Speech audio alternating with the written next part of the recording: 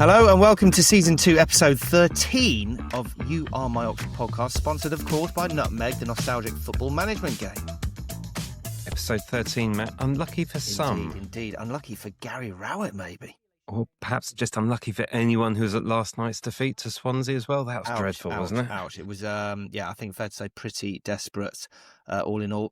Dan, it seems like we've been away for ages. Actually, we've only been away for a couple of weeks, but lots happened. Yeah, a nice couple of weeks with not much happening at the club. What have we got coming up in this episode? Well, we're going to be chatting, of course, about Gary Rowett out and who might be in.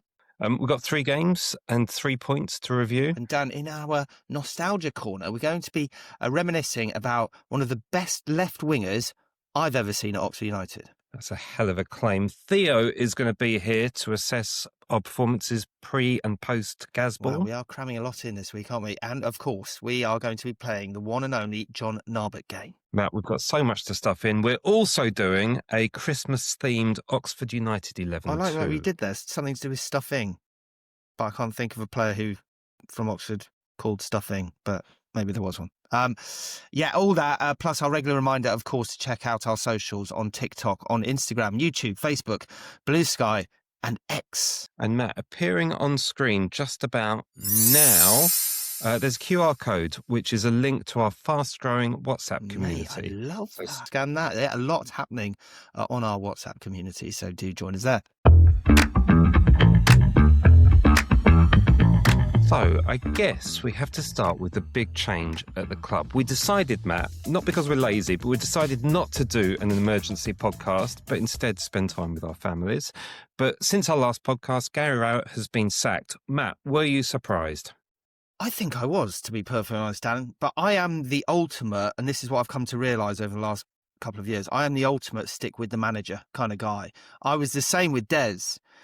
Which is why, Dan, I'll probably never be a hard-nosed CEO or chief executive of a company. I think the fear from me comes from who better is out there. Who is going to get more out of a group of players that you have been brought in for that manager to play with? But, on the other hand, I have to say, it has been pretty turgid recently. Charlton, obviously horrible. Swansea away. Preston.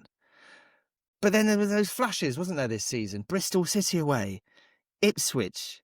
Derby. And you kind of think, what might have been? So, I'll be honest, Dan, I'm sorry to see him go, and I don't really know what's next for the club. I'm with you. I'm totally with you. Like, I don't want a manager to leave. If you start a season, I want you to finish the season. You've created this situation. It's your job to fix it. And I think it's too easy for managers to walk away with a nice payoff. I think it also, Matt, it kind of suits his reputation for him to go now. He's kept us up. And he did brilliantly last season. I think everyone accepts he did an amazing job last season. So his firefighting reputation kind of remains intact. Listening to him speak, it sounded like he wanted to go. I don't think he's happy with the club since the pre-season tour to Indonesia. My concern, though, is we are that close to becoming the club I don't want us to be, that kind of hire and fire club, changing managers all the time. And it is a road to ruin. I've mentioned this before on the pod, I think. We are so close to becoming that club where we are sacking people all the time. There's no long-term planning whatsoever. So I didn't love his football. I really didn't love his football. And, if we'd got relegated with him, I certainly wouldn't want him to be there next year because I couldn't stand another season watching Rowett ball, Gazball. But at the same time, I don't know. I'm really worried that we're just going to keep hiring, keep firing. What if the new person who comes in doesn't keep us up? Are our fan base going to demand another change? At what point do we start actually planning longer term? And that's what I think we've got to do. If we're going to survive as a club, we have to have some sort of long-term planning. And I don't think hiring and firing all the time is a road to any sort of success at all. Which I guess, Dan, brings us on to the question of who next. And I'll be honest with you, Dan, the names linked to the job at the moment, I either don't want because of some kind of preconceived idea about that person, or I'll be honest with you, I don't know anything about, and I don't know if maybe our expectations have risen over the last year of what we expect as Oxford United manager. But if I just take you through a few of the names which I was just going through before coming on, and I'll go through them, and interested to see your thoughts on who you want. But Matt Bloomfield, okay, but no real championship experience of note. Michael Beale, no thanks. Tony Mowbray, no thanks. Isn't that just Rowett Mark II? Liam Manning, I mean, really? Come on, maybe, but really? Paddy McCarthy, no idea. John O'Shea, just why? Michael Scabala, maybe, but again, are we maybe bigger than that? Russell Martin, yeah.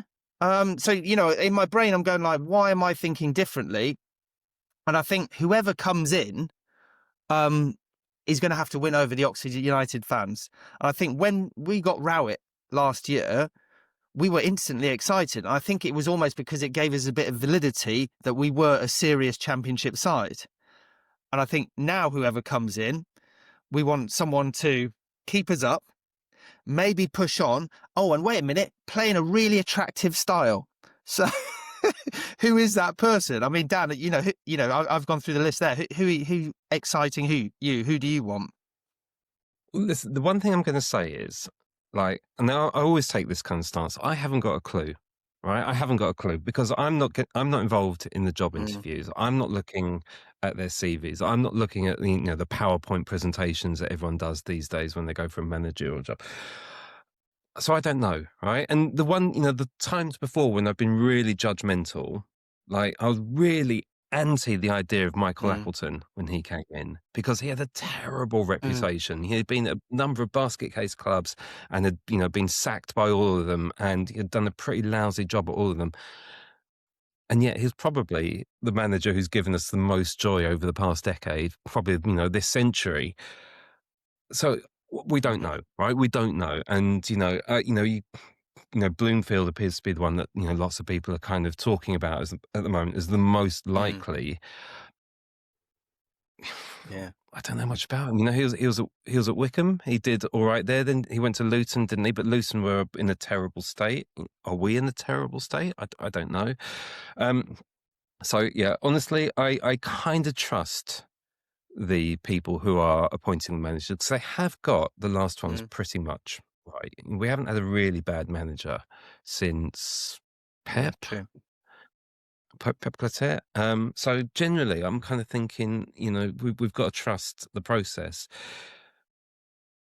I don't know. Let's hope we'll get the right person. I'm not going to judge anyone until they've been. What I don't want, though, Matt, I don't want like a Sam Allardyce or a kind of, a Neil Warnock, someone coming in, just another firefighting thing, because that would be a disaster. Okay. Well, then, final question to finish on this then.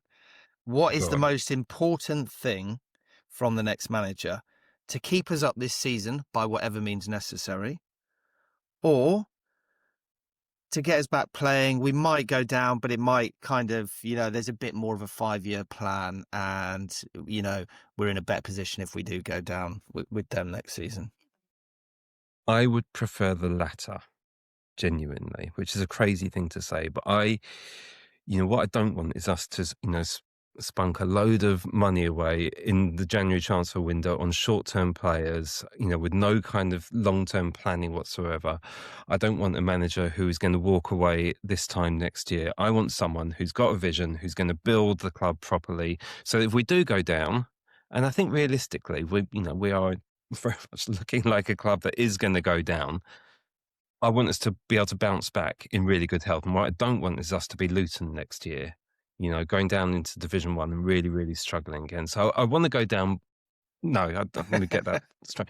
I don't want us to go down, but if we do go down, I want us to be in a position where we come back with some kind of strength and direction and a bit of positivity. And that, listeners, is the jeopardy of the job that Oxford United board have on their hands at the moment.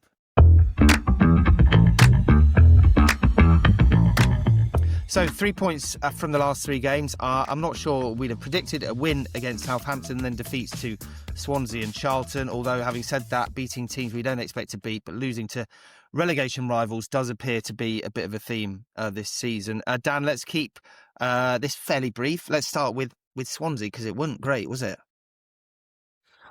I have a feeling, Matt, we lost this actually after the Southampton game.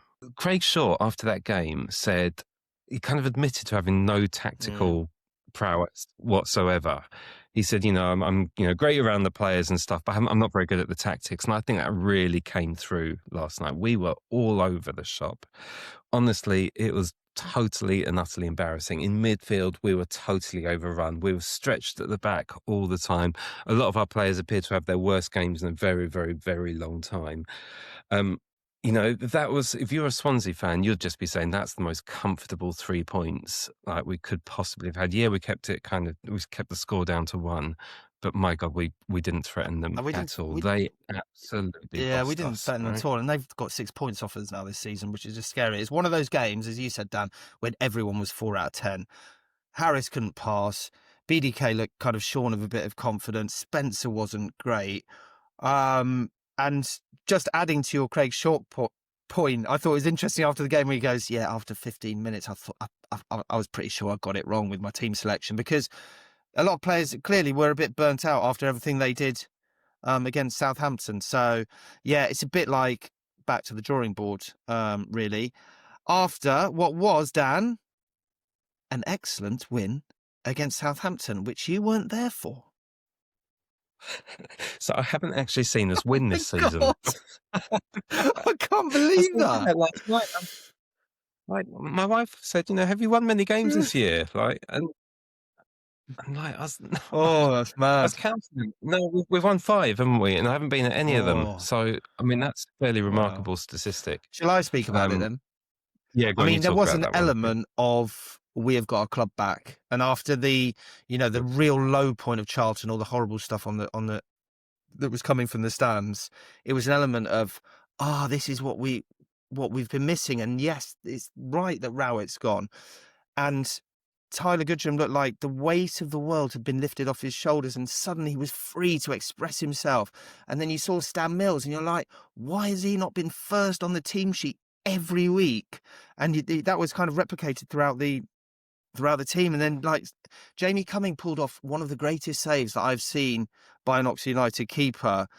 I don't think the replay quite does it justice, but it was so quick and it was so Schmeichel-like. It was amazing.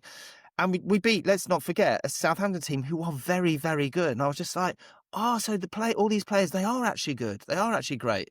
And then it came crashing back down against Swansea, of course. So it was great, but it was short-lived.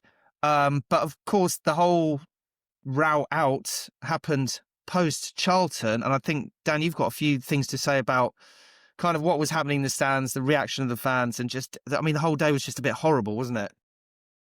I really hated it, yeah. And I posted something on our Facebook page about it. The singing of "Your Football is Shit" during the game really pissed me off. I didn't like it. Right? It really, really pissed me off because, yeah, you're singing about Gary Rowett, right? But at the time, we weren't even losing, right? It was 0-0. We started singing it and then we went 1-0 down almost immediately. But it's the players who are hearing that. And they're not thinking, oh, this is about Gary Rowett. They're thinking, we're the ones playing the football here, and you're saying our football is shit. This is not a club. This is not something we need to do if our club is going to stay up, right? If we're going to stay up this season, we need everyone to be behind the team all the time. At the end of the game, right, that's fine, right? If you really want to vent your spleen at the end of the game, do it. But when the game is on, especially at 0-0, I know. Be singing your football is, and I don't think it. I thought your post was interesting. It sparked a lot of debate, and what was quite interesting to hear was there is, a non-vocal, I wouldn't say majority, but there's a large swathe of fans who don't sing those songs and completely disagree with what is going on there. But there is a vocal section who are singing those songs. So it's clearly not every supporter of the club at all. But I think one thing's for certain that's come out of this season, Dan, we are just very inconsistent, and we can be brilliant some days and we can be pretty bang average quite a lot of the time. Where do we go from here? Can I just say one thing about that inconsistency? right? I actually don't think we are that inconsistent. Sounds like a crazy thing to say. I think we're just really, really bang average, and probably that's actually quite generous on us. We are not a great team. So, most games we are struggling, right? So maybe we are actually quite consistent. Maybe we are just consistently not a great team, but maybe it's the other teams in the league who are inconsistent. Because we look at the teams we're getting points against, it seems to be all the teams at the top of the table. That suggests that they are inconsistent every bit as much as us. Maybe, I Matt, it's just an I inconsistent don't know. Yeah, league. maybe. Although, just one final point on this: when we've won this season, and you wouldn't know this, Dan, because you've not seen it, but we've been great. Bristol City. Okay, I wasn't at In- Bristol City, but watched on TV. We were great. But Ipswich, we were fantastic again. Against when we beat Derby, we should have beat them 4-5. We were fantastic. Southampton, we were great. I don't know. Hmm. Maybe that's rose tinted spectacles, whatever they say. But shall we very quickly see what we have coming up? And it ain't easy. Yes, I mean, if I was a new manager, I would be waiting until after these next two games, I Yeah. think. Do you know what I mean? So we've got We've got, Ipswich we've got and Ipswich. Sheffield United away. Ipswich fresh off beating Coventry 2-0 away. So and I think when we beat them, it just probably gave them a bit of a kick up the backside. And Sheffield Hmm. United, who we knew were going to turn the corner, and they really are, and they're pretty impressive. And so, like you say, it's a bit worrying now. And obviously, by losing against Swansea the other night, the table just doesn't look good at the moment, does it? So, and we're in that danger if you do start losing games now, that we are going to be quite the gap is going to start to build. So we need to be getting something out of Ipswich and Sheffield United. It doesn't look too likely. Yeah, any manager looking at it will probably going, yes, MK Dons away in the third round of the FA Cup. I'll start it then, please. And Matt, how do you want us to put out a strong team? Do we need a cup run? Wow, exactly that. I don't know. See what happens after Ipswich and Sheffield United. Yeah. Um, I think we need a win.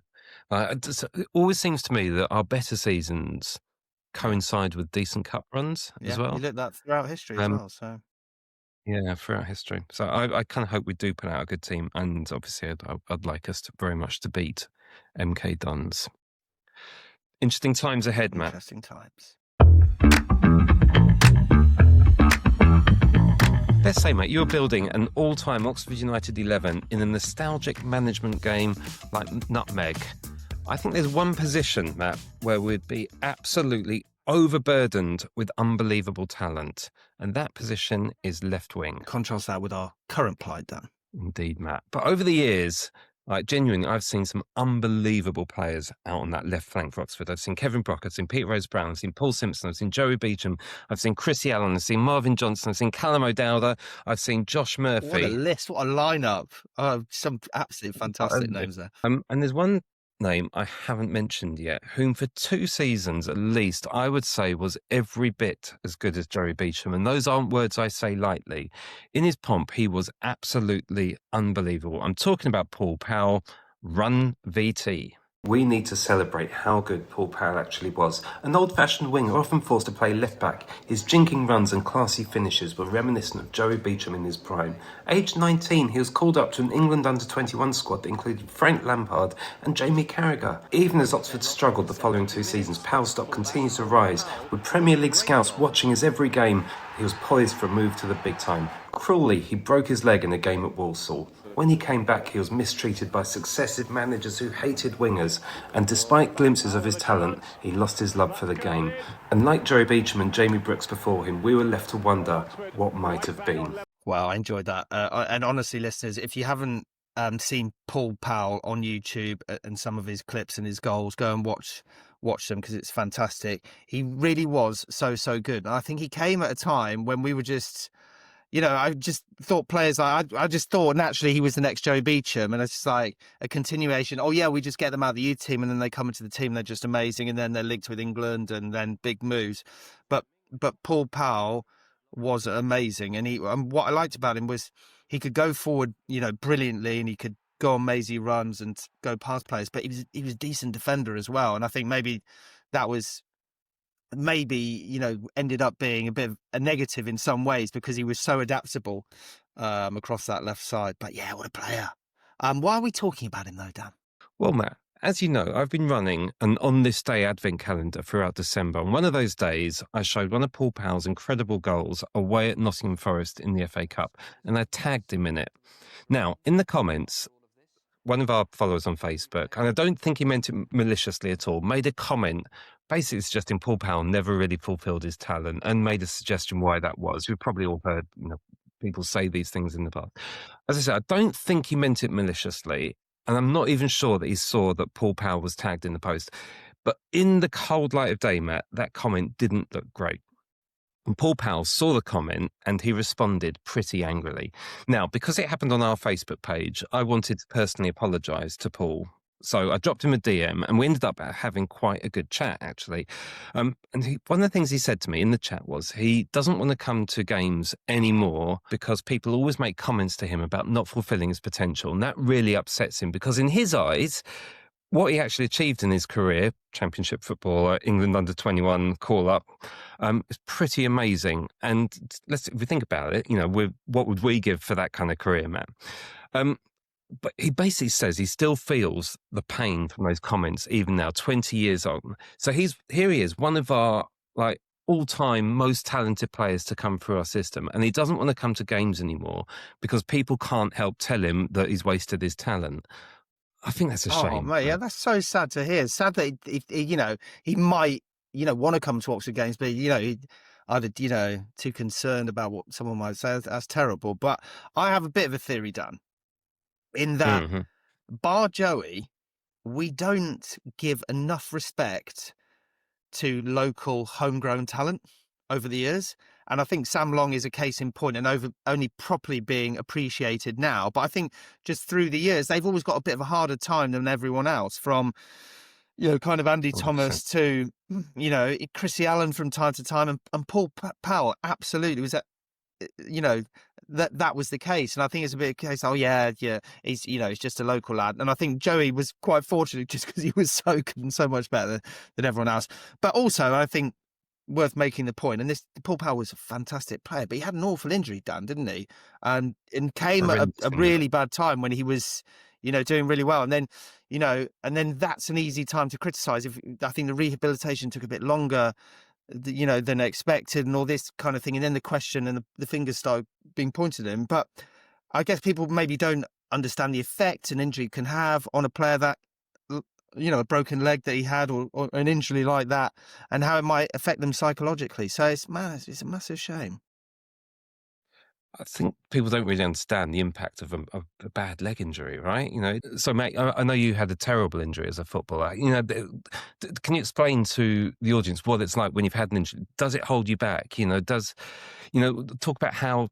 Can you explain that's how? True. I know I didn't expect to talk about it, but it's totally fine. And the thing is, so I broke my leg playing for Banbury away at Abingdon United in a pre-season friendly, and suddenly, this massive part of your life is just taken away. I think it's the main thing. So it's just difficult to kind of get over that in some ways because, the games still go on, the training sessions still go on. You miss, this squad who are your friends and who you're just so used to spending time with. And then suddenly everything just becomes very solitary. And whether it's first it's, getting off crutches and starting to run, and then it's starting to sprint, and then it's starting to do weights. But you're doing all that by yourself.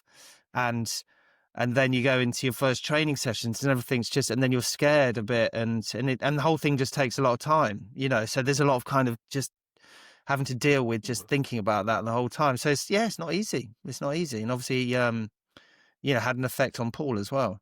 The whole interaction with Paul made me really sad, but it also got me thinking about the effect that comments must have on players, both online and at games. There's a bunch of lads who sit near me, basically at the game, who just have a go at a couple of our players relentlessly throughout the game, including one of our players is a young lad who's kind of one of our own, and they just have a go at him throughout the game. And I just think, this can't, this isn't good. Mm, This isn't going to help anyone. Now, I put my hand up. When I was younger, Matt, I used to do a football fanzine for Oxford United called Yellow Fever, and we used to give some of the players quite a hard time, right? And honestly, now I just really regret it. I don't want to be mm, all look at me, I'm old and mature now, but I just don't think people think enough about how negative comments affect players. And I think, the interaction I've had with Paul Powell recently mm, shows that even 20 years on, comments that people make still have an impact. And I just think when you go to a football match, I know you're taking out your frustrations and it's annoying and we're not as good as you want us to be. But just think about, like, we're meant to be supporters of Oxford mm. United. That means we should support our team. That's the clues in the name. And I don't think people understand the impact of, like, shouting, "Oh, you're Mm. rubbish," or whatever has on So the people. two takeaways, if we're going to stay up this season, we need everyone to get behind the players and not give them shit week in, week out. And the second thing is go and check out more Paul Powell on YouTube, because honestly, he was right up there when we're talking about, fantastic performances and excellent players who wore the yellow shirt. Paul Powell, let me tell you, is right up there.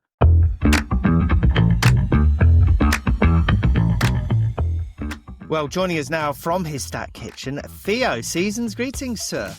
Season greetings. Now, you were going to tell us how different life is post-Rowett, but actually last night it felt pretty similar. Well, I mean, maybe similar. I think a lot of it felt considerably worse. Flicking through the numbers from last night in Southampton, there's very little sort of difference really in either of those to suggest a huge amount has changed statistically. Obviously, we've all seen the slight shift in how the midfield's set up. But our passing stats, XG, shots on target, all those kind of top-line numbers generally are in the range we've seen all season, with Southampton being to the slightly higher end of those, and Swansea, as you would probably expect, towards the slightly more negative end of those statistics. In fact, last night we recorded our joint lowest XG for any home game this season, in line with the Middlesbrough draw.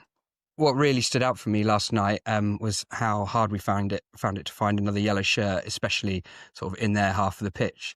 It has to be said, Swansea were excellent at getting into us quickly, and they didn't give us much time. But I felt like it was so often we just didn't quite show enough composure or enough quality to move the ball. Overall, our passing accuracy last night was just under 70%, but that's considerably inflated by sort of Brown and Curry and Halek moving the ball between each other at the back. And when we look at the four more attacking midfielders, they were mostly sitting at 60% or just below for passing accuracy, with Mills actually 1 in 2 of his passes not finding the target. And it just, that makes it really hard for us to build an attack, doesn't it? It's like we give the ball to these players 5 times, and of those 5 times, they lose it 2 times, and maybe it's easy with hindsight, but Lancashire and Prelate were sort of, I think they're 10 or 15 minutes on the pitch together, and it was quite obvious quite early in that second half that we were unable to play through Swansea. To perhaps a more direct approach, and getting our attacking players around those two might have been worth considering. Those numbers sound horrendous in terms of passing accuracy. How does that compare to the rest of the season? Well, actually, our passing statistics are a bit of an odd one all season. In the last couple of months, we've had a fair few games where we've attempted over 400 passes, but they are Swansea twice, Preston, Norwich, Stoke, Millwall, Wrexham and Sheffield United, all games that we didn't win. In our victories, we've recorded 286 against Southampton, 242 against Ipswich and 315 against Sheffield Wednesday, going back to sort of what's that, start of October time. And weirdly, of the 5 games where we've completed the fewest passes in the league, we've won 3 of them. So it sort of shows that we're not that good when we're allowed to have the ball. And I've said on here a few times, I think we've got a chance of staying up because of our home games in the second half of the season. But it's slightly concerning when you look at numbers like this, because what the teams in the lower half of the league, they're just going to come and sit off us, let us have the ball. We don't create very much. The crowd will start to get on the players' backs. We've seen so much of it all season, and they'll probably beat us 1-0. And we need to win those games. I'm glad you come on this show, because I was speaking with a friend about exactly that. They were saying, why is it that you're beating these better teams than you, and you're struggling against other teams? So I'm glad you've borne that out with actual stats, because it definitely seems the case that when given the time to play with the ball, we don't really know what to do with it. Yeah, I mean, it's job number one for the new boss is to find a way that we can attack teams from open play, and it has to be said, Rowett really failed in his year to get us doing that, didn't he? Oh, Theo, as incisive as ever, really enjoyed that. Before you leave, we need you to play a certain John Narbic game against Dan. Okay. Are you up for the challenge? Oh, of course.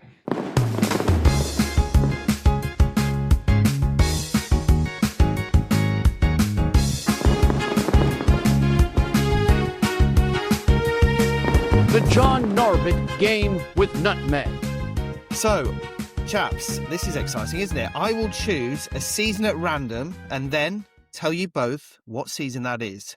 And the season I've chosen, we're going back to the early 2000s. Well, no, we're going to the mid-2000s. We're going to our very first season in the conference, 2006-2007. So, ready for the challenge? Mm-hmm. Okay. So, Theo and Dan, you will both write down the player you think the other player will definitely mention. If Theo goes on to say that player Dan has written down, Dan wins, and vice versa, of course. You'll then take it in turns to name a player from that season. You can challenge if you think the player named didn't play that season. A correct challenge, of course, wins. An incorrect one loses. And we are using Rage Online's database as definitive. So, as the challenger, Theo, you get to choose whether to go first or second. Would you like to go first or second? I will go first. Oh, I like it. Right. Brave. So, Theo, who are you kicking off with? Have you both first written down your Joker player? Got my name, yeah. Okay. Go for it, Theo. I'm going to go for a bit of a sort of stalwart of those early conference years, Matt Day. Matt Day is a correct answer. Dan? Matt, you're not allowed to tell us. Oh, my not. No, that's I won the challenge. Oh, yeah. Sorry, you can tell I'm not very good at refereeing. Thank you. Okay. All right. Sorry. I'm going to go Mickey Corcoran.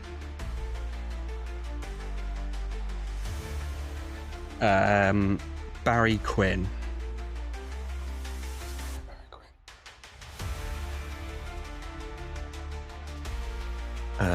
Eddie Anaclet. I think he played for us in that season up front after coming down with us. Basham. Good one. I'm going to go Marvin Robinson. Yeah, I'm not sure, but I've got enough names that I'm not going to challenge. Andy Burgess.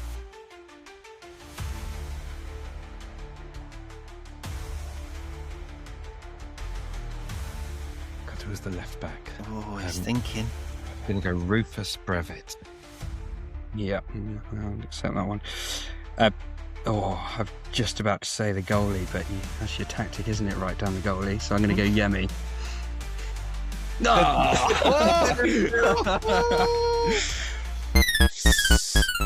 God, I overthought it then.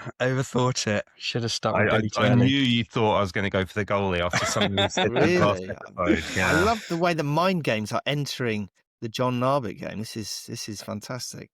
Chaps, that was very tense. Oh, it's frustrating because I had a fair few more Gilchrist and Hargreaves, and of course, Who did you have? Rob Oh, Duffy. yeah. I thought you might have written down Rob Duffy. I Too obvious. did not Too go for obvious. Rob Duffy. Well, that was a very enjoyable John Narbic game. There's still legs in the old fella yet. Still yet to register a win, aren't I? I might put up a league table. We've only got one person who's unbeaten, of course. Michael Rains, friend of the pod from the last episode. Very true. Very true. Very true. So he's top of the table. Until next time on the John Narbic game.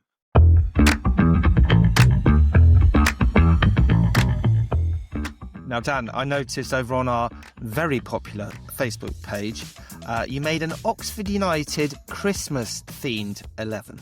I did indeed, Matt, and I asked our followers to contribute some suggestions too. Here's the 11 we started with, and I must admit I'm indebted to a few friends on the WhatsApp group for some of It's their a goodie, suggestions guys. here. It's a goodie. So we started off with Richard Silent Knight in goal. We had Mistletoe Capaldi, Very good. right back. Playing numbers 3, 4, and 5, we had James Golding, George Franklin Sense, and Matt Murphy. Murphy. Very good. Murphy, sorry, yeah. Guy Brandy Butters at 6. We had Sean Riggs in Blankets at 7. Well, obviously, we had to have John Nah of Bethlehem. Far-fetched, that. Holly Romany, Oh, very obviously, good. playing effectively in the number 9 there. Away in the Nicky Danger at 10, and Christmas Grebis Can number I 11. speak? Can we make captain of that side Sean Riggs in Blankets, please? It is an Oh, absolute too good. belter, that one. We had a few belters sent in to us and on the Yellows forum too. Rocking Around the Shea Yeah, Dunkley, I liked very much. Amani Little Town of Bethlehem. Very good. Gavin White Easy, Christmas. but We could have good. had Chris White Christmas also. Love this one. Paul Onesisless. Absolutely love it. Friend of the pod, of course. Pat Ho Hoban and Johnny Love. Actually, I think Johnny Love must have been a player in the 60s. You've missed off my addition and possibly my favourite of them all. Colin Deck the Greenhalls.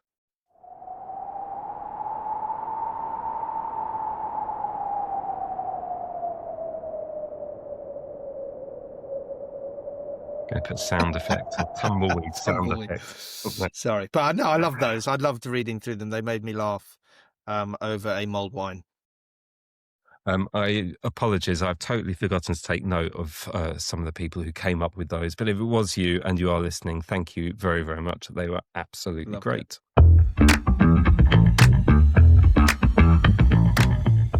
Okay, well, that's enough for this episode. Dan, hopefully by the time we record the next episode, we will have a new manager in place that we'll all be very excited about. Yeah, here's hoping, Matt. And hopefully we'll have a few points in the bag too. And hopefully a FA Cup 4th round tie lined up. Who do you fancy? Who do you fancy in the 4th round? 4th round, I still want to progress. And I'd quite like a home tie. Maybe home against Reading? Swindon? I don't know. Let's see. But that's all to come. And just a reminder, we're on Facebook. You know that. YouTube, TikTok, Instagram, Blue Sky. And you can find me on X too. We love hearing from you. We love your comments. It gets us debating about things. It gets us talking about things. It gives us ideas as well. So do come and say hello and comment, please. And see you all next time. Good stuff. See you soon. The big man with a big goal on the big occasion.